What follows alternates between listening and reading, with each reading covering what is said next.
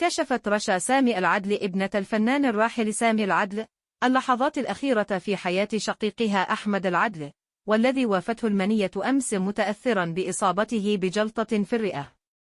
وقالت ابنة العدل: في عز محاولاتي إلى نقله لمستشفى أخرى، لم يعد قلبه يشعر بالنبض لثواني عديدة، وهو ما جعلني أشعر بخوف شديد، لأن الأطباء قاموا بطمأنتي والتأكيد على أنه بصحة جيدة، ومع كل ذلك أحسست أنه لن يكون معنا طويلا وسيتوفى، وهو ما جعلني أطلب منه أن يقول الشهادة أو يقرأ أي آيات قرآنية.